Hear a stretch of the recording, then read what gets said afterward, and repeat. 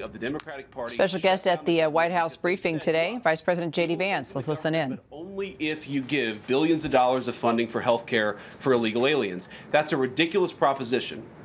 Let me say two other quick things, and then again, I'll take some questions. Number one, we all understand that Democrats and Republicans have policy disagreements. The Democrats want to do things. Look, when Chuck Schumer and Hakeem Jeffries were in here a couple of days ago, they made some suggestions that the president was more than happy to say, yes, let's sit down and talk about how we can solve the health care crisis that we inherited from the Biden administration. But it's one thing to say that we should solve the health care crisis for Americans. It's another thing to say that we're going to shut down the government unless we give the Democrats every single thing that they want, which, as Caroline says, includes giving billions of dollars of taxpayer funding for health care for illegal migrants. That's ridiculous. You don't have policy disagreements that serve as the basis for a government shutdown. Let's have the conversation about how to fix American health care, about how to make health care more accessible. As the president showed, he's more than willing to act on behalf of the American people for this very reason. What you don't do is say, unless you do exactly what we want to do as congressional Democrats, we're taken hostage. And the hostage, it turns out, is critical, essential services that the American people need. Caroline talked about some of it. Let me talk about some more. Our troops are not getting paid starting today because of the Chuck Schumer wing of the Democratic Party. We have people who require food assistance, low-income Americans who require food assistance, who will not get it unless we reopen the government, thanks to Chuck Schumer and his wing of the Democratic Party. We have flood insurance as we start hurricane season in the southeastern part of our country. That flood insurance is going to disappear because of Chuck Schumer and the far left of the Democratic Party. We need to reopen the government. Let's fix America's problems. Let's work together to solve them. But let's reopen the government before we have our negotiation about health care policy. That's what the American people demand, and that's certainly what the President of the United States wants. Let me make one final point. I think a lot of Americans are asking themselves, why did this happen? Why did the Democrats shut down the government despite, as Caroline said, voting on the exact same piece of legislation 6 months ago? And there are a lot of different spins that we can put on it, a lot of different answers that we could give, all of them true. One answer I already gave is that they want to give health care benefits to illegal aliens. That is true. They gave us legislative text that would have undone us cutting off health care benefits for illegal aliens. That's one of the things that they asked for. But the reality here, and let's be honest about the politics, is that Chuck Schumer is terrified she's going to get a primary challenge from Alexandria Ocasio-Cortez. The reason why the American people's government is shut down is because Chuck Schumer is listening to the far left radicals in his own party because he's terrified of a primary challenge. So I'd invite Chuck Schumer to join the moderate Democrats and 52 Senate Republicans, do the right thing, open up the people's government, and then let's fix health care policy for the American people. Questions? Mr. Vice President. That's a lot. Matt Boyle. Okay. Mr. Vice President, there's two key Democrat lies I would like to get your take on and see if you can address. The first is that you're seeing a number of top Democrat leaders, from Kamala Harris to Chuck Schumer to Hakeem Jeffries, claim that it is a Republican shutdown caused by Trump.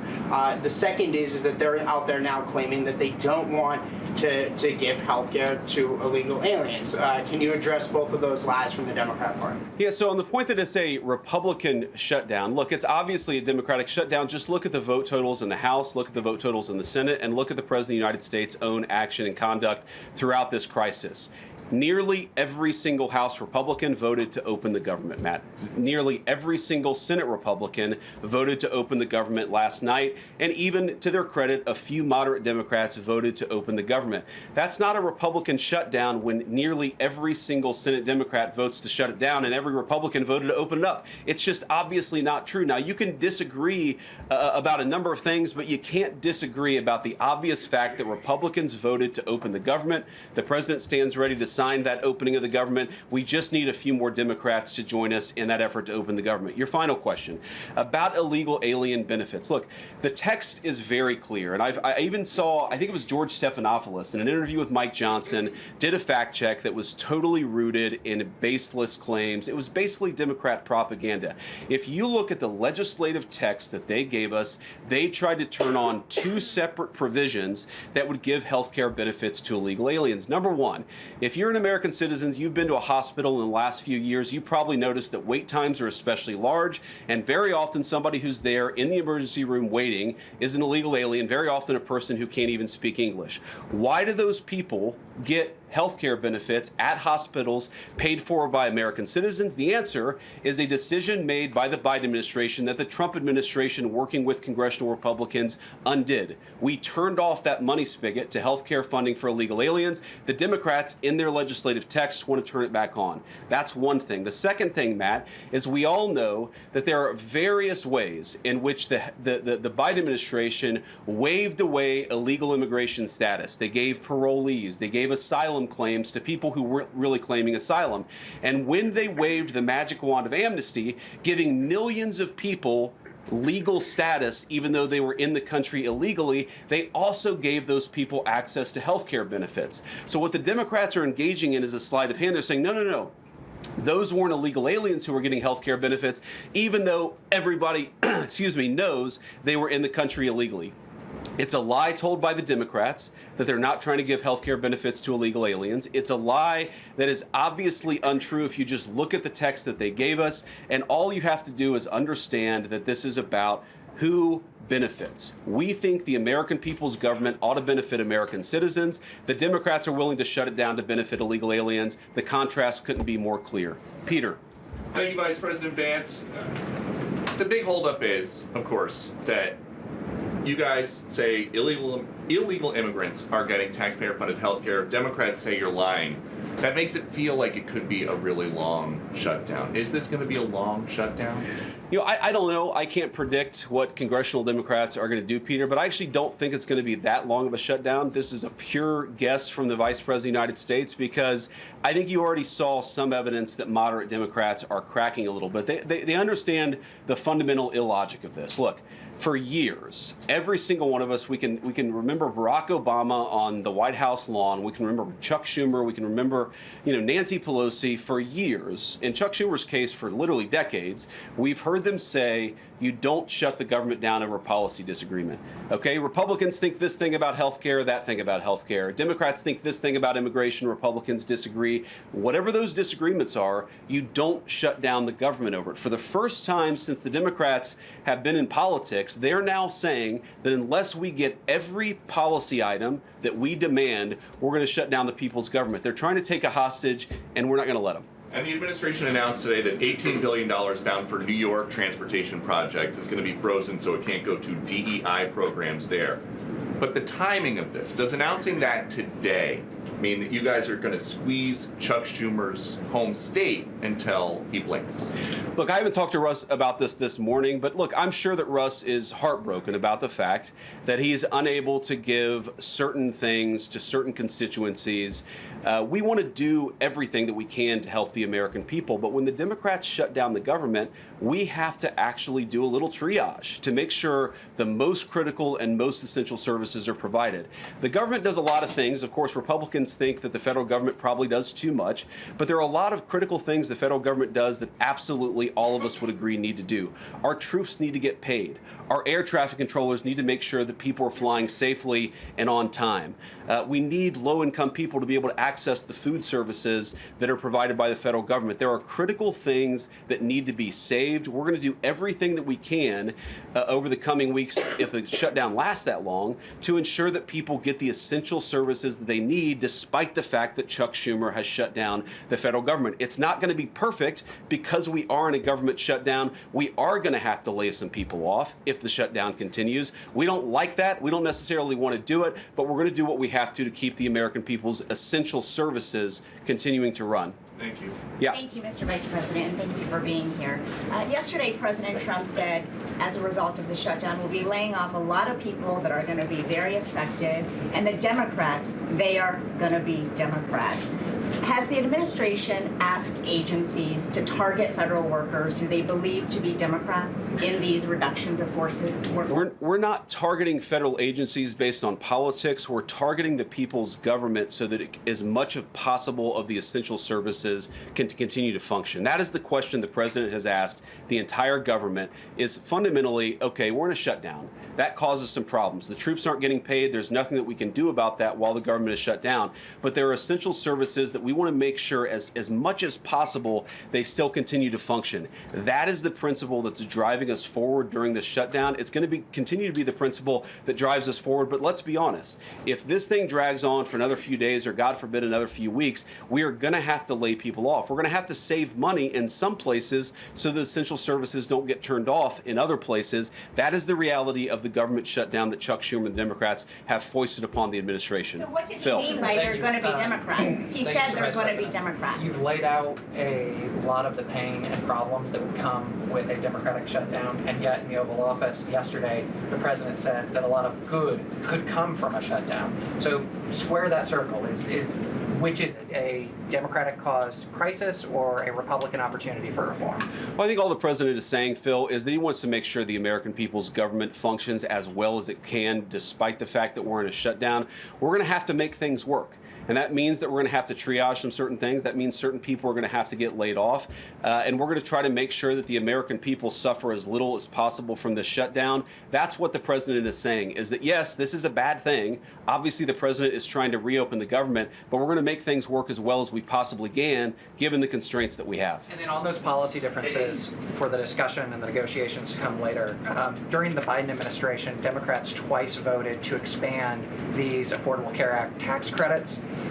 But those were supposed to be temporary, and they were slated to expire at the end of the year. As you sort of crack the door open to negotiation at a later date, would the party that ran on defunding Obamacare really negotiate about potentially expanding Obamacare?